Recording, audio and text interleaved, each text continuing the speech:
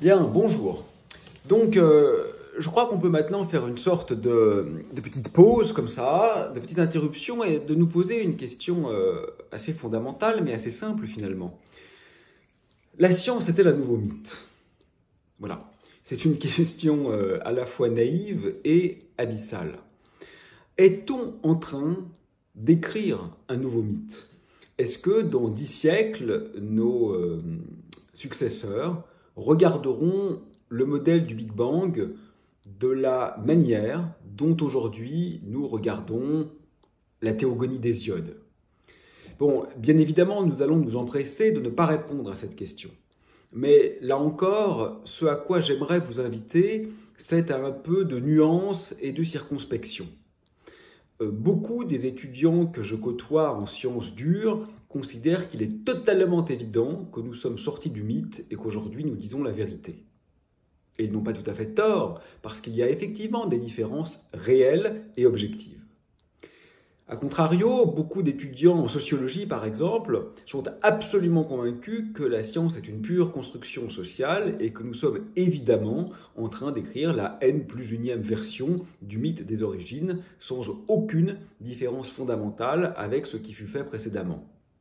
Et ils n'ont pas tout à fait tort, parce que toutes les époques ont effectivement eu l'impression d'accéder à un niveau de vérité sans précédent, ce qui fut pour l'essentiel démenti par les siècles suivants. Alors, interrogeons cette question et cette interrogation de plusieurs points de vue, et ce à quoi j'aimerais vous faire réfléchir, c'est peut-être la remise en cause de l'idée partiellement juste, mais aussi partiellement naïve, suivant laquelle la rupture copernicienne, dans l'écho de laquelle nous nous trouvons toujours finalement aujourd'hui, serait sans précédent dans l'histoire de l'humanité. Bon, littéralement parlant, elle est évidemment sans précédent, puisque tout événement historique est singulier. Mais je crois que ça serait oublier un peu vite ce qui s'est passé en Grèce, et j'aimerais par conséquent y revenir un peu. Alors, vous savez, parfois, vu de loin, on appelle la Grèce. Voilà, la Grèce, c'est Homère, Échille, Platon, Aristote, etc. Mais tout ça n'a rien à voir. Donc, il faut faire très attention à ce recul qui pourrait nous conduire à mettre dans le même sac des penseurs qui avaient des objectifs, des enjeux qui sont totalement disjoints. Alors, d'abord, il y avait les poètes, les aèdes, comme on les appelle. Donc, typiquement, comme je viens de le citer, Hésiode, par exemple, qui, vous le savez, ouvre sa magnifique théogonie, qui est donc un des premiers récits des origines, dont nous disposons sous forme essentiellement exhaustive par ces mots magnifiques. Commençons, dit-il, par invoquer les muses de l'Hélicon. Les muses qui, habitant cette grande et céleste montagne dense d'un pas léger, autour de la noire fontaine de l'autel du puissant fils de Cronos et, baignant leurs membres délicats dans les ondes du Permès, de l'Hippocrène et du divin Olmé, forment sous la plus haute cime héliconienne un cœur admirable et gracieux. Oui, je le connais par cœur, j'ai pas de prompteur, hein. Mais ça n'a aucune importance. Finalement, les aèdes, ce sont ceux que l'on appelait les maîtres de la mosaïque. C'est-à-dire qu'ils étaient capables de réinventer le réel en agençant de manière singulière, originale, subtile, un matériel qui était commun à tous. Et c'est un peu ça la mosaïque. On a des petits carreaux de couleurs qui ne sont pas très intéressants, mais lorsqu'on les agence de façon géniale, on peut faire émerger un motif magnifique. C'est ce que sont les poètes de la Grèce ancienne. Et c'est important, cette capacité de réinvention qui les innervait, voyez-vous, parce qu'ils avaient le droit à l'originalité dès lors que le socle commun de connaissances n'était pas remis en cause. Ils connaissaient le rôle des naïades et l'origine des Néréides. Oui, comme aujourd'hui, bien sûr, le physicien digne de ce nom connaît la théorie de la relativité et la mécanique quantique. Mais ils étaient autorisés à de petites variations à partir de ce socle de connaissances. Comme le chercheur aujourd'hui peut évidemment s'aventurer un peu hors des sentiers battus, si tant est qu'il connaisse les sentiers battus. Personne ne fut damné pour avoir prétendu, comme Hésiode, qu'Aphrodite était fille de Panthos et comme Homère qu'elle était fille de Zeus. il était possible de proposer quelques alternatives dès lors que le socle mythique fondamental était bel et bien partagé. Le mythe, si vous voulez, c'est la parole commune de plusieurs. Le mythe est totégorique. Le mythe signifie ce qu'il dit. Il est, disait Nancy, s'intéressant à Bataille, la bouche immédiatement ouverte à la clôture d'un univers. Et le mythe n'est jamais métaphorique. Il est toujours une fiction littérale. Voilà. Et les Aèdes composent à partir de ce mythe dans un écrire où tout est religieux mais rien n'est sacré. Nous n'avons pas l'habitude de cela, mais c'est un temps où les dieux visitaient les hommes, ne l'oublions pas. Et dans cette théogonie, Hésiode nous montre Chaos, l'origine, donc c'est très intéressant ça aussi, on pourrait en parler pendant des heures, parce que Chaos, bien sûr, c'est le désordre, mais pas seulement, en grec ancien, c'est aussi la faille, la béance. Vous voyez qu'il y a cette idée de retrait qui est nécessaire à l'émergence. Et cette peur aussi du désordre qui est totalement partagée par la quasi-totalité des cultures humaines. C'est-à-dire que le désordre, ce n'est pas seulement un état abaissé du monde, c'est le nom du non-monde. C'est la négation même du monde. Ça, on le retrouve chez les Égyptiens, on le retrouve dans la culture indienne, on le retrouve bien sûr dans les grandes religions du livre. On retrouve partout cette idée phobique du désordre, et ça serait très intéressant d'y revenir. J'essaierai de le faire. Et puis, en contrepoint, en quelque sorte, de ces Aèdes, qui étaient aussi, bien sûr, les fondateurs de la tragédie, hein, parce que Traegodia, le chant du bouc, c'est cette pensée subtile qui montre que finalement, il n'y a jamais de choix qui soit absolument bon. Tous les choix sont mauvais, en quelque sorte, pour les Grecs. C'est pas du tout une psychologie du masochisme, hein. C'est plutôt une conscience de la contingence. Et c'est très important, ça. C'est le rôle du cœur, ce que nous explique par exemple Friedrich Nietzsche dans La naissance de la tragédie, le cœur avec un H, hein, le cœur de femme, le cœur d'enfant qui chante et qui vient rappeler au protagoniste qu'il aurait pu se comporter autrement. Bien sûr, pour un Grec, donc pour une pensée innervée de politique, il était acceptable qu'Agamemnon tue sa fille pour avoir les vents favorables lui permettant d'aller prendre Troie. C'est acceptable pour un Grec. Mais ce n'est pas acceptable qu'il se soit comporté en roi des rois et donc en chef de guerre en oubliant qu'il était aussi père. Il aurait dû le faire, mais il aurait dû le faire autrement. Et n'oubliez pas que quand Oreste, envisageant de tuer sa mère, qui elle-même a tué son père pour venger le meurtre de sa fille, rencontre Apollon. Apollon lui répond « Mais vous avez des juges à Athènes. Ne m'interroge pas. Débrouillez-vous avec vos problèmes et vos lois dont vous êtes fondamentalement les maîtres. » Et donc, disais-je, en contrepoint de ces Aèdes, il y a les philosophes, ou les penseurs, puisque philosophe est un peu le contre-pied, présocratiques, qui, contrairement à l'image d'Épinal qu'on vous donne parfois en terminale, ne sont pas du tout des abrutis arrogants. Il y a une très grande finesse de la pensée présocratique qui est aussi, contrairement peut-être à ce que les philosophes ont tenté de faire croire, une grande modestie, une grande humilité. Comme Protagoras, par exemple, conseiller de Périclès, dit que l'homme est la mesure de toute chose. Bien sûr, on peut le comprendre comme un geste d'arrogance ultime, mais on peut aussi le comprendre plus justement, je crois, comme une manière de rappeler que quoi que dise l'homme, il ne peut y accéder que dans la finitude de son humanité, et que donc c'est à la mesure de sa petitesse, en quelque sorte, qu'il peut accéder à la pensée de ce qui le dépasse. C'est donc aussi un rappel à la modestie. Bien.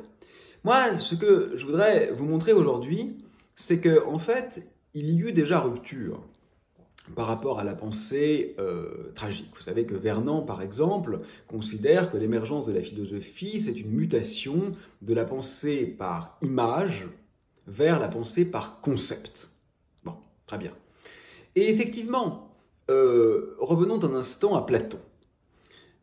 J'évoquais dans un cours précédent le Timée, puisque c'est le grand ouvrage cosmologique de Platon qui avec le Critias et l'Hermocrate, devait former une trilogie sur l'origine du monde, de l'homme et de la société. Le Critias, comme vous le savez, a été écrit, l'Hermocrate n'a pas été écrit puisque Platon n'a pas achevé son projet, mais dans ce genre, Périphouséos, sur la nature, le Timée est un point d'orgue. Et le Timée, et là encore j'aurais fait en particulier aux analyses du grand spécialiste Luc Brisson, est stylistiquement dans la continuité des dialogues platoniciens, c'est-à-dire mettant en jeu Socrate et ses contradicteurs, sur lesquels Socrate prend presque toujours le dessus, sauf d'ailleurs dans le Protagoras, où Platon conclut presque par un match nul, ce qui ne veut pas rien dire quand même sur la place du prince des sophistes dans la pensée de son adversaire principal. Mais donc, disais-je, dans le Timée, Platon relate la naissance de l'univers qui, suivant d'ailleurs ces mots, ne peut être que vraisemblable. Et là, c'est très intéressant, parce que le Timée, littéralement parlant, pourrait se définir comme l'invention de la pensée scientifique. Du point de vue de la causalité, Platon pose les jalons de ce qui est tout à fait en adéquation avec la vision contemporaine, et surtout, du point de vue du langage, Platon fait du recours aux mathématiques une condition presque sine qua non de l'exploration scientifique du réel. Donc, c'est extraordinaire. Vous avez un génie, Platon. Vous avez tous les piliers de la démarche scientifique qui sont là. Vous voulez une pensée causale, vous voulez utiliser les mathématiques, et donc tout devrait bien se passer. Nous devrions voir effectivement l'émergence d'une cosmologie sensée. Ah oui, j'ajoute, ça va vous paraître complètement grotesque, mais j'ai lu plusieurs fois dans des copies des étudiants qui me disaient « Oui, mais l'évolution darwinienne fait que depuis les Grecs, nous considérons que, etc. » Vous vous trompez d'échelle de temps, hein, d'accord? Il n'y a pas d'évolution darwinienne entre le cerveau de Platon et le nôtre. Biologiquement, nous sommes les mêmes, hein, donc on est bien d'accord. C'est pas du tout sur ces échelles de temps-là que les organismes varient substantiellement. Donc, nous avons notre alter ego, version géniale, c'est pas n'importe qui, c'est Platon, qui a tout l'arsenal intellectuel pour penser scientifiquement et qui a lui-même exposé la nécessité de cette méthode particulière. Et en plus, bon, vous savez que c'est très articulé à la théorie des formes intelligibles, ce qu'on appelle parfois vulgairement les idées, parce qu'il fallait que dans ce ciel mathématique se trouvent finalement des entités qui soient stables. Donc tout est là. Tout est là. Et pourtant, que reste-t-il aujourd'hui du Timée? Zéro. Absolument rien. Alors comprenez-moi bien, hein, je ne veux pas dire en tant qu'œuvre fondamentale de l'histoire de la philosophie. Et on pourrait même presque dire d'ailleurs de la poésie, parce que c'est divinement écrit le Timée. À mon avis, c'est le plus beau dialogue platonicien du point de vue stylistique. Mais, donc ça c'est génial, on ne va pas remettre en cause l'importance de cette œuvre, du point de vue de l'histoire de la philosophie, évidemment. Mais maintenant, je vous dis, non, mais je ne m'intéresse plus, là, quelques instants, à l'histoire de la philosophie. Je m'intéresse à la science, moi. Je veux savoir ce qu'est le monde. Donc j'ai un penseur génial qui est en rupture avec les Aèdes. Hein. Vous avez bien compris. Platon ne veut pas du tout reproduire la théogonie d'Hésiode. Au contraire, il veut s'extraire de cette pensée poétique et fonder une pensée scientifique. Le mot n'est pas là, mais l'idée est là, la méthode est là, les arguments sont là, le savoir de base est là. Et pourtant, tout est faux. Tout est faux. Bien sûr, dire ça, c'est très violent, puisque c'est décontextualiser l'œuvre. Et il ne faut pas le faire. Mais si néanmoins vous pensiez que lorsque ces événements ou ces éléments sont réunis, nous devrions nécessairement accéder à une forme de vérité transhistorique. Vous avez là une sorte de démenti par les faits. Le Timée de Platon, qui est nervuré d'idées géniales, en particulier dans le lien qu'il tisse entre le macrocosme et le microcosme. Platon comprend que pour comprendre l'infiniment grand, il faut aussi toucher à l'infiniment petit. C'est formidable. Mais tout ce qu'il dit de l'infiniment petit est totalement ridicule du point de vue de la science actuelle. Pas simplement une approximation, un non-sens. Cette mystique, par exemple, des polyèdres, etc., n'a aucun élément de vérité. Bon, définir le temps comme l'image mobile de l'éternité, c'est intéressant, du point de vue, par exemple, de la compréhension de ce que le mouvement précède le temps, etc. Mais il n'empêche que, du Timée, il ne reste essentiellement, et même, je crois, littéralement, rien. Donc vous voyez, ça c'est quand même une invite à un peu de modestie. Non pas pour dire que Platon était mauvais, c'est exactement l'inverse que je veux vous dire. C'est que même un génie qui a exactement les ambitions que nous avons. Alors, on pourra trouver des modulations, et on en trouvera d'ailleurs, mais qui fondamentalement n'est pas du tout dans le discours poétique, qui est au contraire dans le désir d'une élucubration rationnelle, très rationnelle, sur l'origine de l'univers. Il n'empêche que tout était faux. Alors bien sûr, on peut fantasmer que nous sommes tous beaucoup plus forts que Platon et qu'aujourd'hui tout est vrai. Mais vous voyez quand même que ça pose un certain nombre de questions et que ça nous rappelle, ça nous ramène à une certaine forme d'humilité.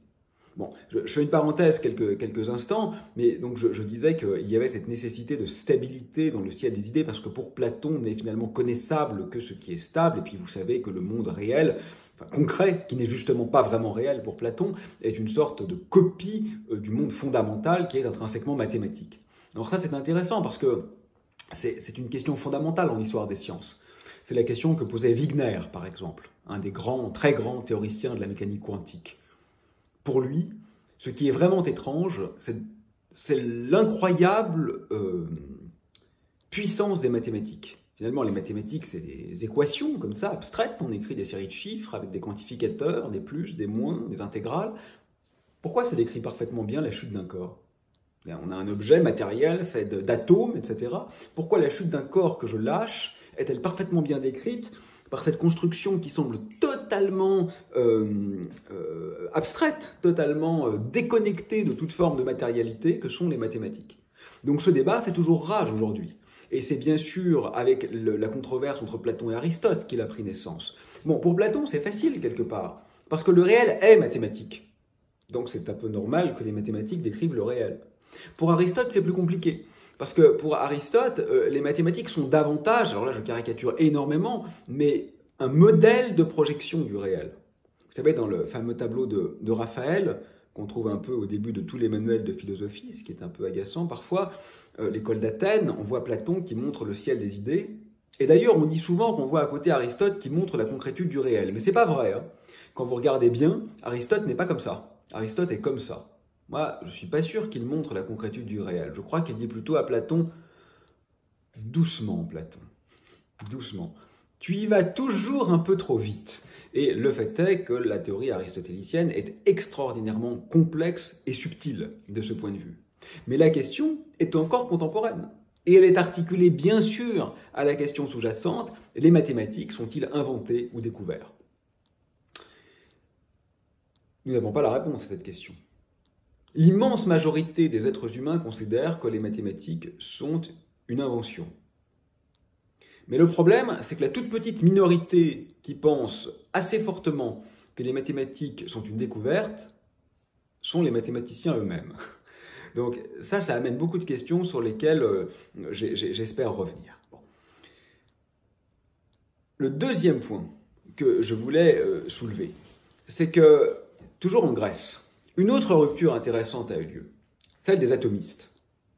Donc typiquement, Démocrite d'abord, Épicure ensuite, et Lucrèce après. Alors Lucrèce, c'est pas en Grèce, bien sûr, c'est en Italie. Mais enfin, Lucrèce est essentiellement l'herméneute, hein, l'interprète, le metteur en vers, finalement, de la doctrine d'Épicure. Alors, ce qui se passe là est passionnant aussi, parce que les atomistes entendent également fonder une vision très scientifique. Bon, on n'a pas de très grands textes de Démocrite, on a essentiellement les lettres à Simplicius, donc la doxographie est très lacunaire, mais ce que l'on en sait est absolument sidérant. Parce que là, on pourrait presque dire que tout est vrai. C'est très étrange, le désir d'économie conceptuelle, le renoncement à la cause finale, même le clinamen que je vais expliquer un peu après et qui vient avec Épicure, tout cela est d'une contemporanéité extraordinaire. On pourrait même y lire le Big Bang, la mécanique quantique, etc. Alors bien sûr, je ne vais pas m'aventurer sur cette voie, parce que je crois naturellement que c'est fortuit. Hein, et ça serait un peu ridicule de considérer qu'ils avaient l'intuition de la physique de Bohr, Schrödinger, Heisenberg et Pauli. Bien sûr que non. Mais pour des raisons vraisemblablement contingentes, il n'empêche que presque tout était là. Alors qu'il n'y a aucune raison fondamentale que ce soit finalement plus là que chez Platon. Bon, Démocrite, essentiellement, va proposer l'existence de petites entités insécables, donc ce qu'on appelle les atomes, atomos. Bon, aujourd'hui, les vrais atomes ne sont plus vraiment ce qu'on appelle les atomes, ce sont les particules élémentaires, mais peu importe, c'est l'idée fondamentale. Et sa vision est mécaniciste, hein, c'est-à-dire qu'elle est parfaitement causale et déterministe. Et c'est un des problèmes qui va apparaître ensuite pour Épicure, parce que Épicure va tenter de concilier cette vision tout à fait déterministe avec l'existence de la liberté, du libre arbitre. C'est une question, là encore, qui nervure toute l'histoire de la pensée et qui est tout à fait d'actualité encore. Alors, la solution de beaucoup de penseurs, c'est le dualisme. Hein, c'est souvent la solution religieuse, c'est la solution, en quelque sorte, de Descartes, entre la res extensa et la res cogitans. C'est la solution, en quelque sorte, de Kant, avec le monde phénoménal et le monde nouménal. Kant connaît très bien Newton.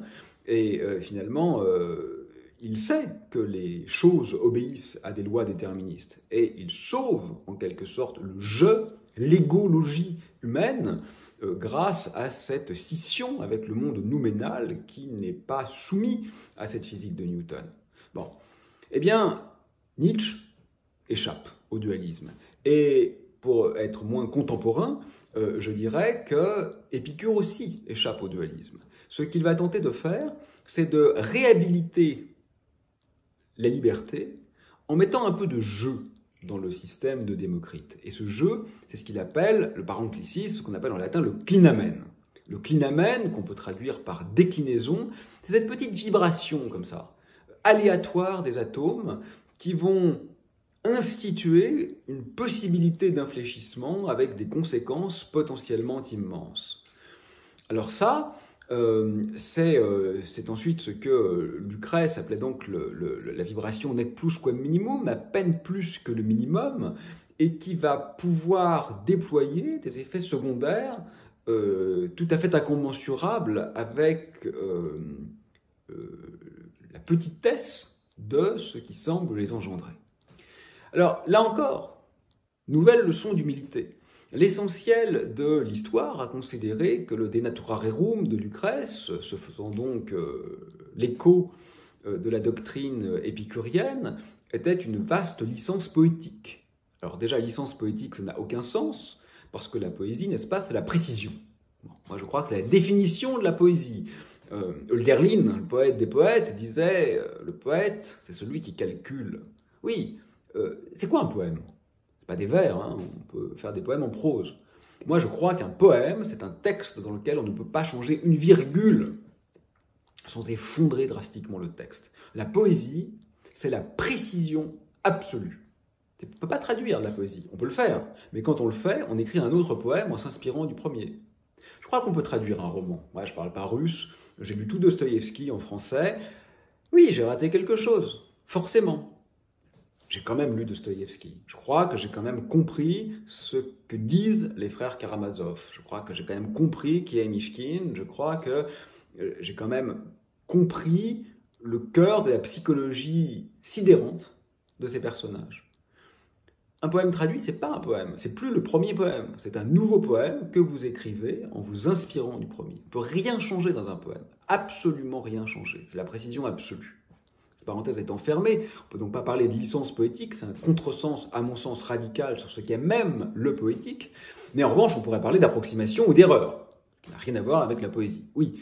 Et en effet, de Cicéron à Marx, qui ont référé au De Natura Rerum, la pensée de Lucrèce semblait totalement délirante, parce que personne n'a jamais vu un atome vibrer aléatoirement et hop, s'extraire de son orbe de chute.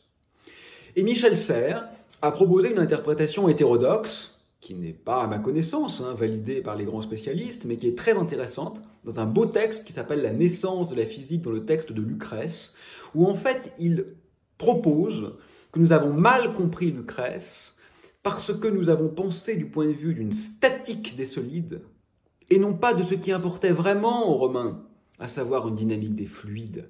Les Romains étaient obsédés par l'eau. Ils étaient très bons dans les systèmes d'irrigation, dans les égouts, dans les aqueducs, dans la manière d'infléchir le cours des rivières, de construire des bateaux.